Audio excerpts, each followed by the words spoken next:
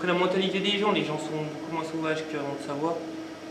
On arrive plus facilement à prendre contact avec eux. Et ils rendent facilement service quand on en a besoin d'eux. Ils sont souvent là quand on a besoin d'eux aussi. Ouais. T'as 55 degrés la cuisine. Ouais, mais il a coupé. Bon, on est arrivé il y a à peu près 1 an et demi. On a décidé de partir de la Haute-Savoie par choix pour élever nos enfants plus à la campagne, être plus cool, parce qu'on avait un peu des rythmes de fou en Haute-Savoie.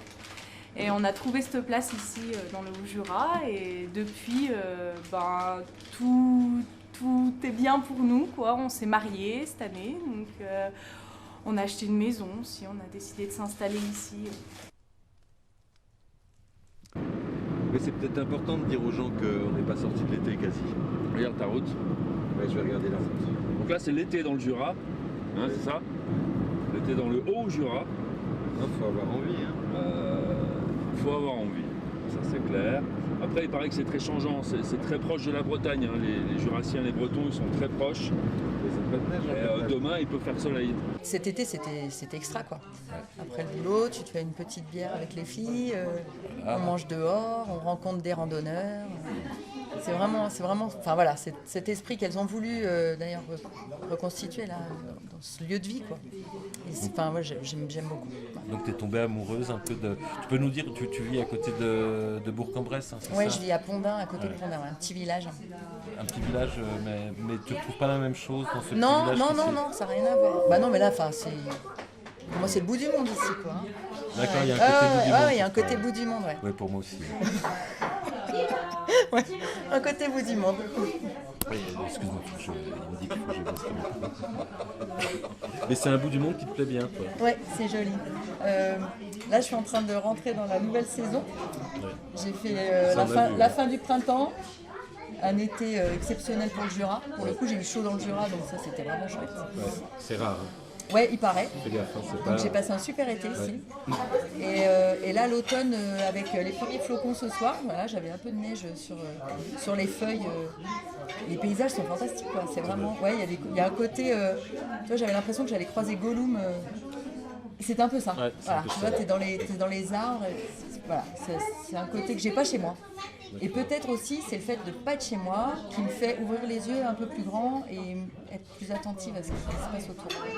De me dire, ok, j'ai pas mon Jules, j'ai pas mes enfants, je profite pas de ce qui fait ma vie, quoi. Faut que j'essaie de profiter de ce que j'ai autour et pour le coup, je m'y retrouve un peu. Voilà. Alors mon cher Loïc, tu nous as amené ici pour nous présenter ta ZIB. Donc moi, ce que je vois ici, c'est des rochers, des arbres, des feuilles mortes, un hamac. Un hamac aussi, oui.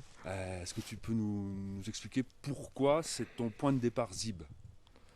Je dirais pas que c'est mon point de départ. Moi, je suis né dans le Jura, j'aime le Jura. Et on est dans cet endroit parce que vous m'avez demandé un endroit. Hein. Donc j'ai décidé de prendre celui-là. Mais il y en a plein d'autres.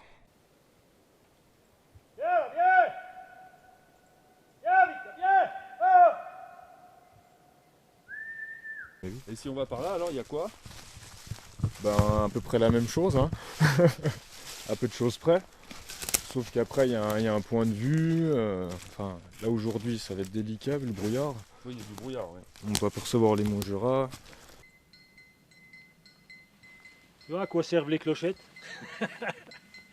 T'as pas de clochettes, tu sais pas où ils sont, tu tournes. C'est derrière la bosse, là. D'accord. Là, c'est le Manon. Le Manon? Ouais, le Manon. Avec des jolis bâtiments qui se construisent. Alors c'est vert déjà, hein, ouais. C'est pas sec. On voit des épicéas, un peu de relief, on voit des maisons jurassiennes, typiques.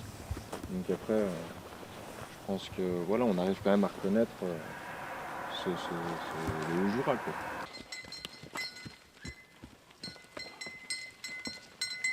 J'ai ma petite pâture là pour mes 5 chevaux. Là j'ai un étalon, 2 juments.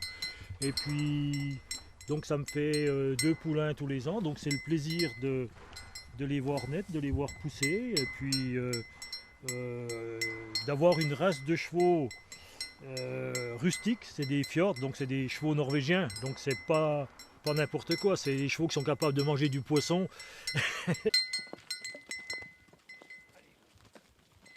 Aujourd'hui, je suis assez content parce que mes fistons, quand ils viennent là ou avec les petits-enfants, ils viennent voir les chevaux, ça fait partie de leur vie normale. Et puis, je trouve que quand même pour des ruraux, c'est plutôt bien de savoir que des chevaux, c'est pas des bêtes sauvages et que ça fait partie de notre univers familier. Donc voilà, donc le pari est réussi.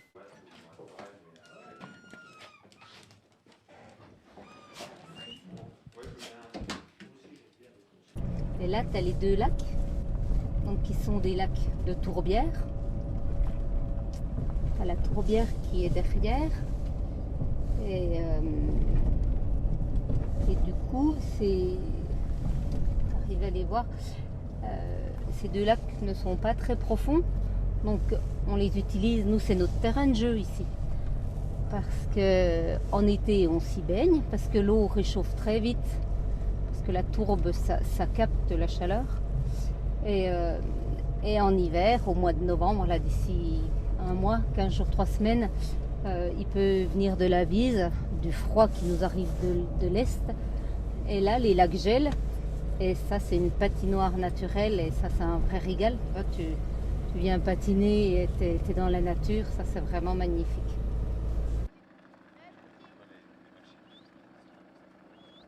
Patrick, pour ta zib, tu as choisi les brebis, les moutons, plutôt que les vaches. Parce que ça a commencé d'abord par une aventure familiale, puisqu'avec Laetitia, ma compagne, on s'est lancé dans la vie paysanne, d'abord en loisir, en amateur, puisqu'on vivait dans une vieille ferme où on avait possibilité d'utiliser l'écurie, la grange. Il y avait 4 hectares de terrain.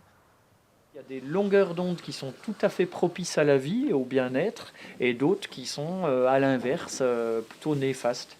Donc nous, on a mis un carillon accordé à la bonne mesure, et on voit que les brebis aiment bien en jouer, et puis se générer une ambiance sonore comme ça. Donc 400, le lac 432 432, oui. Alors Claude, là ça fait un petit moment qu'on attend. Ouais, on n'a toujours rien vu. Oui, ça se mérite, hein, comme dit l'autre. Ça commence à être long quand même. Hein. Oui, tu sais, 2-3 heures, c'est pas grand-chose. Faut attendre au moins, ça dépend des endroits, au moins 4 heures. Je m'est arrivé à attendre toute la journée. Hein. Florent, putain, c'est une blague. Claude. Au moment où il y a quelque chose, ça peut être trop de lumière ou pas assez. Donc il faut être vite, tout de suite, premier souci, le cadrer. Le surveiller de l'œil par rapport à son comportement, par rapport à sa direction. Hein. Et c'est ça le problème le plus dur. Et après, la joie vient après. Parce que si tu as l'émotion au début, moi j'ai l'habitude d'en voir des bestioles, donc les gens ils ont une telle émotion qu'ils sont là. Comme ça, ils sont sur leur machin, ils tremblent. J'ai eu un gars une fois au cerf, le cerf est arrivé droit sur nous, il n'a pas pu faire une photo, il ne peut plus paniquer, quoi. Alors que nous, les chasseurs d'animaux, on a cette maîtrise maintenant. Je retourne 2 secondes. Claude, vous êtes où? Content de t'avoir retrouvé, Claude, donc là tu m'emmènes faire tes courses, c'est ça? T'as eu du mal, mais bon, je vais faire mes courses là, tiens. Il y a justement des productrices qui sont super sympas, puis ils ont des bons produits naturels, quoi. Ça, super, c'est bien. Je cherche le naturel. Et voilà, le naturel arrive au galop. Bonjour, Marjolaine et Sophie. Voilà, donc c'est une AMAP, c'est ça? Non. Non? On est 2 entreprises individuelles, mais on bosse ensemble, quoi. J'ai une question très importante qui me vient à l'esprit là. Il paraît qu'il n'y a pas de bonheur sans une chèvre qui joue du violon. Ouais, je sais pas. Tout est relatif. Première réponse. Et toi, Marjolaine? Et moi, ma question, c'est pourquoi le violon? Est-ce que une chèvre qui jouerait de la batterie pourrait aussi avoir... Est-ce qu'il y aurait quelque chose un peu... Est-ce qu'il n'y aurait pas du bonheur non plus, là? Voilà, ouais. Pas bête. C'est la même chose. Voilà, je suis bien. Sinon, il y a des mandarines, donc. Du bouchou. Voilà. qui sont un peu durs, mais... Un autre espace de zob. Voilà, moi je me gare là, c'est bien. Zone optimum de bonheur. Gare-toi carrément en terrasse, hein, je crois qu'ils font drive-in. C'est vrai? Bah. Du coup, c'est chacun fait ses propres pizzas. Moi, j'ai la liste d'ingrédients des gens et puis je mets.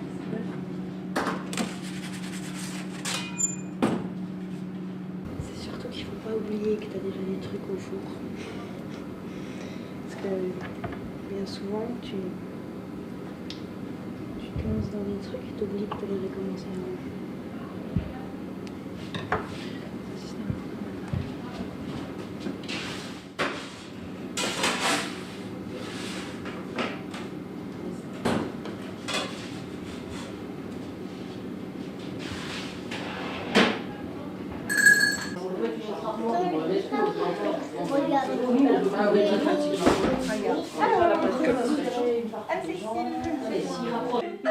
Ouais, j'avoue, je les ai fait mourir consciemment. Laurier, on verra si Madame Horticulture s'en occupe. Bon, il y a la glisse, le ski. Au moins 6 mois de l'année, il y a de la neige. 6 mois, c'est le mythe. C'est le mythe, ça? C'est le mythe, oui. Josiane Bertolini, une accompagnatrice en montagne, Bernard Arbet, un restaurateur, et Jean Ponard, l'ex-directeur de La Fraternelle. La Fraternelle, une association de Saint-Claude qui a beaucoup œuvré pour tout ce qui est coopératif. Sinon, ce qu'on fabrique dans le Jura, les skis. Moi, je viens ici depuis que je suis tout petit, en fait, je suis parisien. Donc, en fait, c'est associé toujours à l'hiver et au ski de fond, j'en fais beaucoup. Et puis après, évidemment, là, c'est assez rare que je sois là en automne, mais je dois dire que les couleurs sont particulièrement pétantes. Et là, j'ai un peu tout ce qu'a fabriqué Wendel depuis les années 70 jusqu'à 2000. Voilà. Je suis de 48, donc je suis arrivé sur le marché du ski en tant que skieur, parce que je suis trempé dedans tout gamin. Donc j'ai fait partie de l'équipe de France, des trucs comme ça. Et puis, si vous voulez, je suis tombé dans les années 68, donc 68 Grenoble. On commençait à parler de plastique. Enfin, le plastique se mettait un peu en place et tout. Et puis c'est venu tout naturellement. J'ai dit, il n'y a pas de raison qu'on n'arrive pas à mettre du plastique sous des skis de fond. Enfin, j'ai fait des essais. À mon fond intérieur, j'ai trouvé que on y arrivait, en incorporant la fibre de verre, en faisant des skis plus nerveux. Mais après, le gros problème, c'est d'arriver à faire comprendre aux fondeurs qu'ils pouvaient prendre ces skis-là et que ça allait aller. Et ça a mis 2 ans, 3 ans. Ouais, j'ai toujours aimé le vent, hein, avoir du vent comme ça sur le visage. Donc j'aime le vélo, j'aime le ski, et c'est cet amour-là, je peux dire, pour ces activités itinérantes. J'ai une poussière de foin coincée, qui m'a amené à me balader pendant quelques années autour du monde avec un copain sur un tandem. Tu étais en tandem, c'est ça? Mais tu te baladais avec une yourte comme ça sur le tandem ou? Alors non, pas du tout. À l'époque, on avait une correspondance aussi avec des écoles primaires. Quand on a les enfants qui nous disent bah, « Tiens, on a fait le tournoi de ski et qu'on se trouve dans des régions superbes, mais qui n'ont rien à voir avec ça », ça amène un exotisme finalement qu'on perçoit à fond à ce moment-là, quoi. Toi, tu fais la Transjus tous les ans ou Ouais, tous les ans. Depuis que j'ai l'âge de la faire, on l'a fait. Et t'arrives dans les combien? Oula, j'arrive dans les 100. Ah ouais, quand même. Ma meilleure place, ça doit être 80, donc je suis pas un super combattant. Hein, tu as été un baroudeur, tu t'es déraciné quelque part. T'es revenu, t'es enraciné en Franche-Comté, dans le Jura, dans le Haut-Jura. Et moi, ce que je trouve de marrant, c'est que toutes tes maisons sont sur pilotis.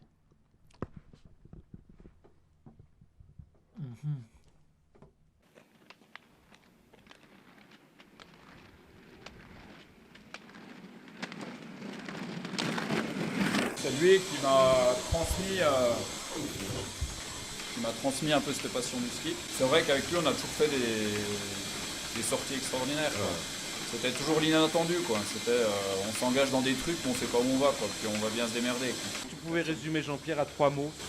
Pour moi, c'est quelqu'un de déjà très humain. Humain. Barjot. Humain, Barjot, ouais. Ouais, ça décrit bien Barjot, toi. Il est bien Barjot. Très amical, quoi. Il a des potes partout, en fait. Il connaît tout le monde. Humain, Barjot et sociable, très voilà, sociable. sociable, voilà. Je crois aussi que vous êtes saisonnières, les deux. Mm.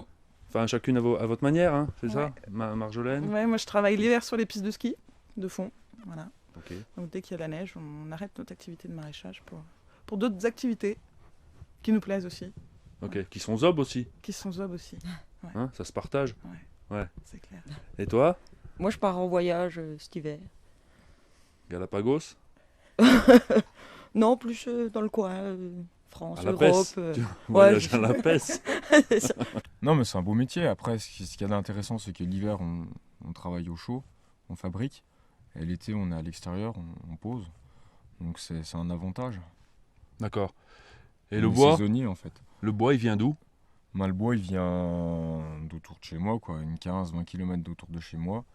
Et je pose les tabaillons à une vingtaine de kilomètres autour de chez moi aussi. Donc, ce qui est relativement intéressant dans le sens où on est toujours à côté de chez soi. Toujours été proche du milieu agricole. Donc moi j'ai d'autres diplômes pour travailler l'été dans le tourisme. Mais en fait le travail manuel me manque rapidement. J'ai du mal à être à être assez je sais pas comment on peut expliquer ça, quoi. Mais j'ai besoin de faire une coupure avec le tourisme, si tu veux. Au bout d'un moment ça me saoule. J'ai besoin d'être avec des bestioles, travailler avec mes mains et puis je me sens plus utile. Il n'y a pas que des glissants. Il n'y a Je pas que dois des vous glissants, dire. non.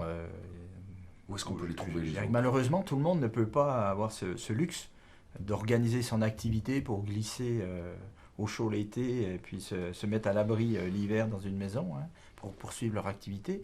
Il y a des gens qui y arrivent, mais la majorité des gens qui travaillent vont travailler dans les usines frontalières ou dans les usines dans les vallées, ou travaillent dans des administrations, ou travaillent dans un cantou pour personnes âgées. Et là, le service est à assurer, quelles que soient les conditions climatiques. Et souvent, il faut se déplacer en voiture. Et là aussi, ça peut glisser. Oui, pas de la même manière.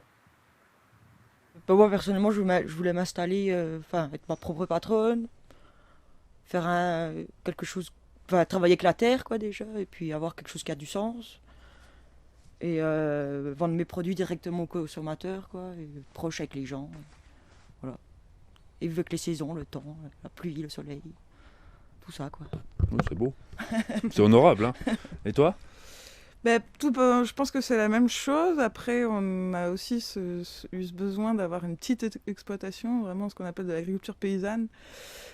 Pourquoi? Parce que déjà, on est plus à l'écoute de nos légumes, plus aux petits soins, on va dire, avec tous les travaux en fait qu'on mène. On a aussi beaucoup plus de temps libre par rapport à une exploitation qui serait un peu plus à grande échelle. Voilà. On a des périodes vraiment de coups de bourre et on a des périodes aussi qui nous permettent de vivre d'autres choses. Voilà. D'accord. C'était important aussi pour nous de ne pas se tuer à la tâche, de se faire plaisir et que ça reste un plaisir. Voilà. D'avoir une vie sociale riche. Et quand on a eu notre premier enfant, pour qu'il boive du bon lait, on a pris une chèvre. Et une chèvre toute seule, ça s'ennuie, donc rapidement on en a pris 2, 3, 4, et puis le gamin n'arrivait pas à tout boire, donc je me suis mis à faire du fromage sur le bord de l'évier de la cuisine, des petits fromages, et puis de fil en aiguille, cette activité paysanne a pris de plus en plus de place pour nous, qui étions plutôt accompagnateurs en montagne et moniteurs de ski au niveau professionnel, et à un moment donné, on a eu envie d'en faire notre activité principale. C'est quoi ça? C'est des yaourts? Là, il reste des yaourts, ouais. On prend un tonne de brebis pour La nous, tome quoi. de brebis, on va prendre un tonne de brebis à la pour nous. coupe. Hein, Yaourt au... Non, mais c'est bon celui-là. Et c'est quoi des yaourts de? Des yaourts de brebis. On va goûter, tiens. Et t'as eu qu'un enfant, c'est ça? On en a 2. 2, parce que c'est ça, en multipliant les enfants, tu pouvais devenir complètement autonome finalement par rapport au nombre de litres de lait. C'est vrai. Après, faut quand même avoir une jolie tribu pour écouler le lait de 50 brebis. Ouais, Moi, ce qui m'intéresse, c'est pas de faire du tourisme à la chaîne. D'accord. Nous, on propose pas mal de séjours à la semaine, soit sur des leçons à la semaine, soit sur des séjours vraiment itinérants, où là, on suit les gens et on arrive à suivre leur évolution, et puis on a des relations humaines qui se créent entre les gens. Donc on garde des contacts, il y en a qui reviennent tous les ans. C'est intéressant, quoi. Démarrer avec des petits ruminants, c'est plus facile quand on s'installe hors cadre familial qu'avec des vaches où là il faut réunir à la fois du foncier et du matériel, des bâtiments qui est tout de suite beaucoup plus conséquent. On arrivait à entre guillemets, pas vivre dans une communauté, mais presque. On partageait nos revenus. Ouais. On partageait 70% de nos revenus au début quand même, pendant 5 ans. D'ailleurs, si tu J'avais la connaissance du ski depuis de mon père et tout. Puis comme j'étais skieur de fond, si vous voulez, j'ai pu très vite assimiler ce qui allait, ce qui n'allait pas, ce qui fallait changer ou pas changer. C'est comme ça qu'il y a beaucoup de gens qui ne comprennent pas qu'une petite fabrique comme nous, on a pu faire la pige à tous les grands fabricants en France, français et puis mondiaux. Et c'est venu simplement de voir. J'étais pas un ingénieur, mais voilà, c'était tout comme. Et vous êtes resté une petite fabrique? Ah oui, oui. C'est un choix? Oui, un choix, oui. Ah oui, parce qu'à l'époque du 112, quand on a fait le fameux F-112 dans le premier ski plastique, on a eu la visite des Américains et tout, on aurait pu. On était même paumés, si vous voulez, parce que c'était infernal, quoi. Les gars nous disaient, allez, on vous achète, vous nous faites 20 000, 30 000 paires de ski. Bon, ça nous a dépassé, quoi. Donc on a fait le choix de rester petit, quoi.